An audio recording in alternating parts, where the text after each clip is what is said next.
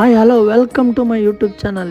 ನಾವು ಇವತ್ತು ಸಂಡೇ ಸ್ವಲ್ಪ ಜೋಶಲ್ಲಿ ಎಲ್ಲಿಗಾದ್ರೂ ಹೋಗೋಣ ಅಂದರೆ ನಮ್ಮ ಗುರು ಹೇಳ್ದ, ಬಾರೋ ನಿನಗೊಂದು ಒಳ್ಳೆ ಪ್ಲೇಸ್ಗೆ ನಾನು ಕರ್ಕೊಂಡು ಹೋಗ್ತೀನಿ ಅಂತ. ಅದಕ್ಕೆ ನಾವು ಸ್ಟಾರ್ಟ್ ಮಾಡಿದ್ದು ಬೆಂಗಳೂರಿಂದ 70 ಕಿಲೋಮೀಟ್ರ್ ಡಿಸ್ಟೆನ್ಸಲ್ಲಿರುವ ಗೌಡಗೆರೆ. ಅದೆಲ್ಲಿರೋದು ನಮ್ಮ ಚನ್ನಪಟ್ಟಣ ನಿಯರ್ ಇತ್ತೆ. ನಾವು ಅದಕ್ಕೆ ಇಬ್ಬರು ಸೇರಿ ಗಾಡಿಯಲ್ಲೇ ಹೋಗೋಣ ಅಂತ ಅರ್ಲಿ ಮಾರ್ನಿಂಗ್ 6:30 ಸ್ನಾನ ಮಾಡಿ ಅಲ್ಲಿಂದ ನಾವು ಅದಾದ ನಂತರ ನಮ್ಮ ಗುರು ಆ್ಯಂಗಲಲ್ಲೋ ವೀಡಿಯೋ ಮಾಡು ಅಂದ. ಅದು ಮಾಡೋಕ್ಕಾಗಲಿಲ್ಲ, ಹೆಂಗೆಂಗೋ ಕಷ್ಟಪಟ್ಟು ನೋಡಿ ಹಿಂದೆ ಮುಂದೆ ಏನೇನೋ ಮಾಡಿದ್ದೀನಿ. ಅದಾದಮೇಲೆ ನಾವು ಸ್ವಲ್ಪ ಹೈವೇದಲ್ಲಿ ಆಗಿದ ತಕ್ಷಣ ಒಂದು ಕಡೆ ಲೆಫ್ಟ್ ತಗೊಂಡು ನಿಯರ್ ಒಂದು 20 ಕಿಲೋಮೀಟರ್ಸ್ ಇರುತ್ತೆ. ಅಲ್ಲಿಂದ ಒಂದು ಹಳ್ಳಿಗೆ ವಾತಾವರಣಕ್ಕೆ ಎಂಟ್ರಿ ಆಗ್ತೀವಿ ಗುರು. ದಯವಿಟ್ಟು ಈ ಸಿಟಿಗಳನ್ನ ಬಿಟ್ಟು ಹಳ್ಳಿ ಕಡೆ ಇರಬೇಕನ್ನೋದು ಇಂಥ ವಾತಾವರಣ ನೋಡಿದಾಗ ಮಾತ್ರ ಅನಿಸೋದು. ಎಷ್ಟು ಅದ್ಭುತವಾಗಿ ಅಮೋಘವಾಗೈತೆ ಅಂದರೆ ನಿಜ ನಮ್ಗೆ ಅನಿಸ್ತು, ಇಂಥ ಕಡೆ ಬಂದು ಮನೆ ಕಟ್ಕೊಂಡು ಮನೆ ಮಾಡ್ಕೊಂಡಿದ್ರೆ ಸಾಕು, ಸುಮ್ಮನೆ ಸಿಟಿಯಲ್ಲಿ ಆ ಪೊಲ್ಯೂಷನ್ನು ಅದು ಇದು ಅಂತ ಯಾಕಿರೋ. ನೋಡ್ರಿ ಗ್ರೀನ್ರಿ ಎಲ್ಲ ಹೇಗಿದೆ, ಒಂದು ವಾತಾವರಣ ಅಂದರೆ ಒಂದು ಫೀಲ್ ಬಂತು ನಮಗೆ, ಹಳ್ಳಿ ಫೀಲು. ಆರಾಗಿ ನೆಮ್ಮದಿಯಾಗಿ ನೋಡಪ್ಪ ಎಷ್ಟು ಸಖತ್ತಾಗಿದೆ ಅಂತ. ಅಲ್ಲಿಂದ ಫಾಸ್ಟಾಗಿ ಬಂದಿರೋರು ಇಲ್ಲ ಆದಮೇಲೆ ಸ್ಲೋ ಆಗಿ ಹೋಗ್ತಿದ್ವಿ, ಯಾಕಂದರೆ ನೇಚರ್ನ ಫೀಲ್ ಮಾಡ್ಕೊಂಡು ಹೋಗ್ತಿದ್ವಿ. ಒಂದೊಂದು ಕಡೆ ರೂಟ್ ಮಿಸ್ ಆಗಿದ್ರು, ಅಲ್ಲಿ ಹಳ್ಳಿಯಲ್ಲಿ ಕೇಳಿಕೊಂಡು ಅಲ್ಲಿ ಜನರು ಹೇಳ್ತಿದ್ರು ಹಿಂಗೋಗಿ ಅಂತ. ಆಲ್ಮೋಸ್ಟ್ ಆಲ್ ನಾವು ನಿಯರ್ ಬೈ ಬಂದು ಇನ್ನೇನು ಎಂಟ್ರಿ ಕೊಡಬೇಕು. ಅವಾಗ ಬಂದಿದ ತಕ್ಷಣ ಇಲ್ಲಿ ತುಂಬ ವೇಸ್ ಐತೆ ನೋಡಿ. ಇಲ್ಲಿಂದ ಸ್ಟಾರ್ಟ್ ಆಗುತ್ತೆ. ಮೊದಲಾದರೆ ಬಸ್ಸುಗಳು ಏನು ಅಂಗಡಿಗಳು ಏನೂ ಇರಲಿಲ್ಲ. ಇವಾಗ ಡೈರೆಕ್ಟ್ KSRTC ಬಸ್ಸುಗಳೇ ಬರುತ್ತೆ, ತುಂಬ ಬಸ್ಸುಗಳು, ಅದು ಫುಲ್ ರಶ್ಶು. ಸಂಡೇ ಅಂತೂ ನಿಜವಾಗ್ಲೂ ಬರೋಕ್ಕೆ ಹೋಗ್ಬೇಡಿ. ಬರಂಗಿದ್ರೆ ಬೆಳಗ್ಗೆ ಬೇಗ ಬನ್ನಿ, ಒಂದು ಅರ್ಲಿ ಮಾರ್ನಿಂಗ್ 7-8 o'clock ಒಳಗಡೆ ನೀವು ರೀಚ್ ಆಗಿ. ಅದೇ ಏನಾದರೂ ಬೈ ಮಿಸ್ಸಾಗಿ ನೀವು 10 ಗಂಟೆ 11 ಗಂಟೆಗೆ ಬರ್ತೀನಿ ಅಂದರೆ ಫುಲ್ ರಶ್ ಇರುತ್ತೆ. ಬೇಕಾದರೆ ನೀವು ನೋಡಿ, ಇದೆಲ್ಲ ಎಂಟ್ರೆನ್ಸು, ಇದು ಸ್ಟಾರ್ಟ್ ಆಗುತ್ತೆ ಮೇಯ್ನ್ ದೇವಾಲಯದ ಎಂಟ್ರೆನ್ಸು. ಇಲ್ಲಿಂದ ಫುಲ್ ಎಲ್ಲ ಕ್ಯೂ ಸಿಸ್ಟಮ್ ಮಾಡಿದ್ದಾರೆ. ಆ ಕ್ಯೂ ಸಿಸ್ಟಮಲ್ಲಿಗೂ ನಿಮಗೆ ದೇವರು ಕಾಣಿಸ್ತಾರೆ, ನಮಸ್ಕಾರ ಮಾಡ್ಕೋಬೋದು.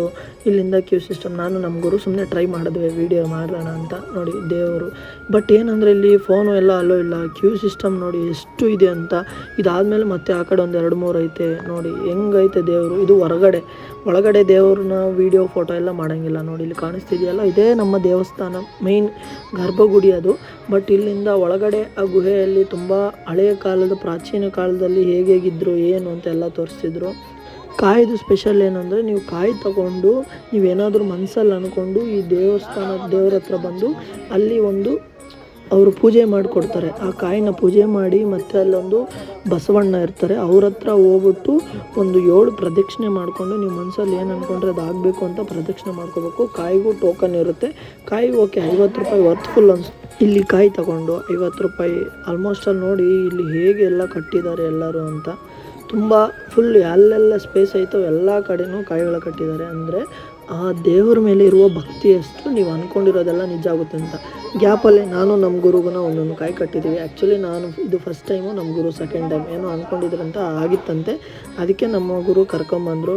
ಬಟ್ ಇಲ್ಲೆಲ್ಲ ಒಂದು ಡೆಕೋರೇಷನ್ ಇದೇನೆಂದರೆ ಒಂದು ಫೈಬರಲ್ಲಿ ಮಾಡಿರೋದು ಫುಲ್. ನೋಡಿ ಎಷ್ಟು ಕಾಯಿಗಳು ಕಟ್ಟಿದ್ದಾರೆ ಅಂದರೆ ನಿಮ್ಗೆ ಲೆಕ್ಕ ಹಾಕೋಕ್ಕೂ ಆಗಲ್ಲ. ಎಲ್ಲ ಕಡೆನೂ ಕಾಯಿ. ಇವಾಗ ನಾವು ಬರ್ತಿರೋದು ಬಸವಣ್ಣನ ದರ್ಶನ. ಇಲ್ಲಿ ನಾವು ಅಂದ್ಕೊಂಡಿರೋದು ಆಗುತ್ತಾ ಇಲ್ವಾ ಅಂತ ಬಸವಣ್ಣವ್ರು ಹೇಳ್ತಾರೆ. ಅದಾಗಿದ ತಕ್ಷಣ ನೆಕ್ಸ್ಟು ಈ ಪ್ಲೇಸ್ ನೋಡಿ, ಇಲ್ಲಿ ಕಾಯಿಗಳು ಕಟ್ಟಿದಾರಲ್ಲ, ಇಲ್ಲೇ ನೀವು 7 ಪ್ರದಕ್ಷಿಣೆಯನ್ನು ಮಾಡಬೇಕು. ಇಲ್ಲಿ ಗರ್ಭಗುಡಿ, ಅದರ ಮುಂದೆ ಒಂದು ದೇವರಿದ್ದಾರೆ. ಮೀನ್ಸ್ ಅದು ಬಸವಣ್ಣನ ವಿಗ್ರಹ ಐತೆ. ಅಲ್ಲಿ 7 ರೌಂಡ್ ಹಾಕಾದ್ಮೇಲೆ, ಪ್ರದಕ್ಷಿಣೆ ಹಾಕಾದ್ಮೇಲೆ ನೀವು ಅದನ್ನು ಕಟ್ಟಬೇಕು. ಅದಾಗಿದ ತಕ್ಷಣ ನೆಕ್ಸ್ಟು 24x7 ಊಟದ ವ್ಯವಸ್ಥೆ. ಅಂದರೆ ನಿಮಗೆ 24 ಗಂಟೆನೂ ಅವರು ದೇವಸ್ಥಾನ ಎಷ್ಟು ಅವರ್ ಓಪನ್ ಇರುತ್ತೋ ಅಷ್ಟು ಅವರು ಪ್ರಸಾದ ವಿತರಣೆ ಮಾಡ್ತಿರ್ತಾರೆ. ನೋಡಿ ಎಂಟ್ರೆನ್ಸಲ್ಲಂತೂ ಇದನ್ನು ನೋಡಿಬಿಟ್ಟೆ ನನಗೆ ಊಟನ ವೇಸ್ಟ್ ಮಾಡಬಾರ್ದು ಅನ್ನಿಸ್ತು. ಇಲ್ಲಿ ನೀವು ಎಷ್ಟು ತಿಂದಿರೋ ಆಗ್ತಿರ್ತಾರೆ, ಸ್ವೀಟ್ ಕೊಟ್ಟರು, ಚಿತ್ರಾನ್ನ ಎಲ್ಲ ಪ್ರತಿಯೊಂದು ಸಖತ್ತಾಗಿತ್ತು. ದಯವಿಟ್ಟು ಇಲ್ಲಿ ಬಂದು ಒಂದು ಸಲ ನೋಡಿ ನೀವು ಎಂಜಾಯ್ ಮಾಡಿ.